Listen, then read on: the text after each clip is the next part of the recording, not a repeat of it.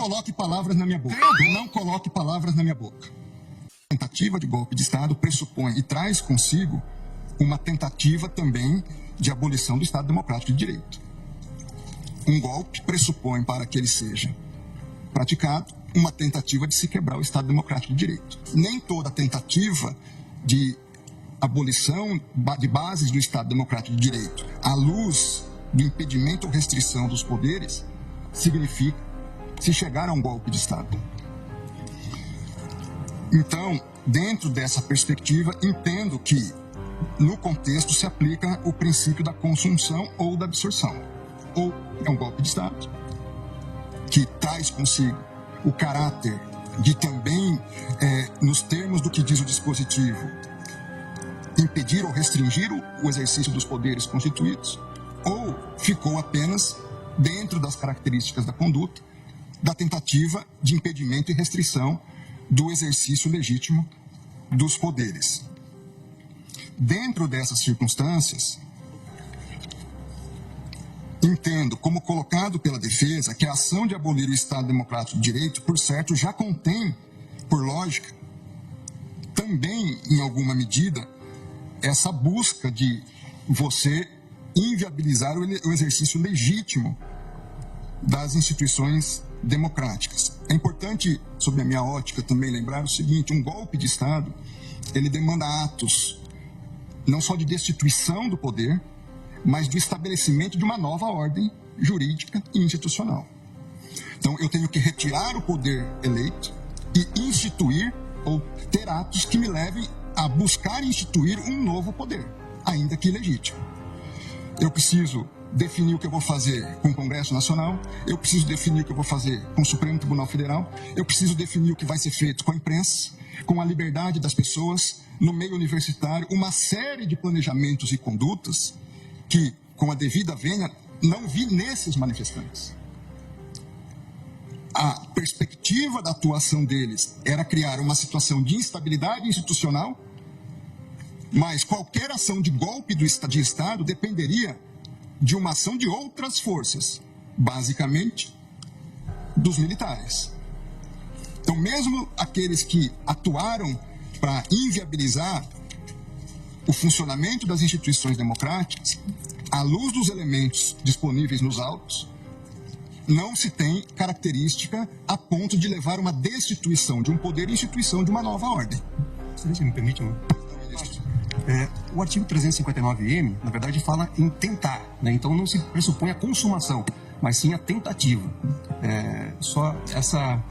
Ambos falam em tentar. Exato. A questão, para mim, eles não agiram para tentar depor o governo. A deposição do governo dependeria, ou essa tentativa de deposição de atos que não estavam ao alcance da atuação dessas pessoas. Permite-me, pois não. Porque acho que essa questão é extremamente importante, porque são dois pontos diversos, se eu entendi o que Vossa Excelência colocou. Ao dizer que eles não, ao alcance deles, não estavam instrumentos possíveis para o golpe de Estado, então aí seria o caso de absolvição. Que eu também justifico como uma tentativa indônia. Essas pessoas... Exato.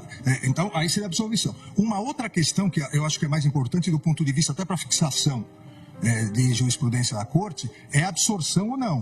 O princípio da concussão. E por que isso? Me parece que são dois crimes, como disse, absolutamente autônomos. Até porque o ânimos é diverso. E eu dou dois exemplos, um histórico. O golpe de 64, vamos dizer que não tivesse dado certo, mas qual foi o golpe militar de 64? Trocar o presidente da República, João Goulart. Não foi, em momento algum, tentar mexer com a estrutura dos outros poderes, até porque, lamentavelmente, os demais poderes aderiram. Então, você consegue vislumbrar uma tentativa de golpe na troca do poder, na troca daquele que foi legitimamente e democraticamente eleito como uma conduta autônoma. O que, na minha opinião, no meu voto, eu entendi, ao prever a intervenção, ao pedir a intervenção federal, se pretendia trocar o presidente eleito pelo candidato que perdeu. Esse é um crime. A outra coisa é atacar o funcionamento do Supremo Tribunal Federal ou do Congresso Nacional com a invasão impedindo a atuação. volto alguns meses. Vamos dizer que essa conduta do dia 8 de janeiro fosse antes do final do mandato do anterior presidente. A conduta idêntica. As pessoas virem, atacarem violentamente, invadirem. Nós não teríamos a acusação de golpe de Estado, porque elas não estavam pretendendo trocar o presidente, mas elas estavam pretendendo obstaculizar o andamento do Supremo Tribunal Federal e do Congresso. Tenho dúvidas, ministro Alexandre, por quê? Nesse exemplo também de uma ação anterior ao encerramento do exercício do mandato do ex-presidente. Porque, formalmente, teríamos também uma consideração de um poder legitimamente eleito que estaria impedido. Na minha análise, à luz dos fatos dessas figuras, desses manifestantes vândalos criminosos, deles não tinha ação idônea para destituir um poder. Nós podemos encontrar ação idônea em outras ações. Eu compreendo. A minha única preocupação aqui e nesse debate sociopolitico... Entendo que se encontrássemos essas condutas, poderia haver os dois mesmo conforme a situação, poderia ter haver os dois crimes. Eu acho que o importante de definirmos é exatamente isso, do ponto de vista geral.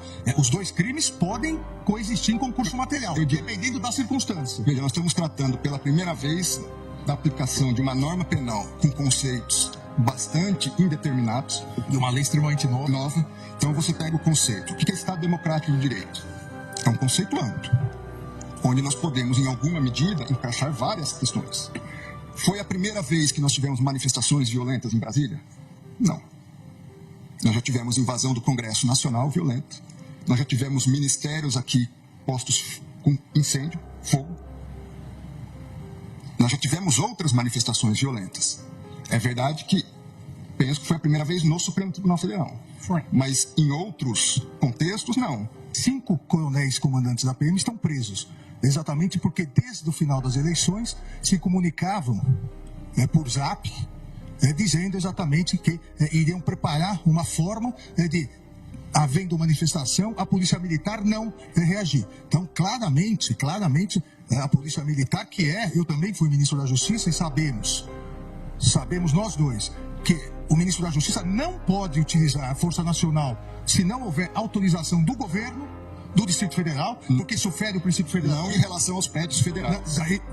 Mas não em relação à Praça dos Três Poderes. Mas em relação às edificações federais, ele pode e deve. Com todo respeito, Vossa Excelência, querer falar que a culpa do 8 de janeiro foi do ministro da Justiça... Vossa Excelência que está dizendo isso. É um absurdo. Vossa Excelência que está dizendo isso. 5 comandantes estão presos. Muito embora, eu queria, o Brasil quer ver esses vídeos do Ministério. Quando o ex-ministro da Justiça, que sucedeu Vossa Excelência, fugiu para os Estados Unidos...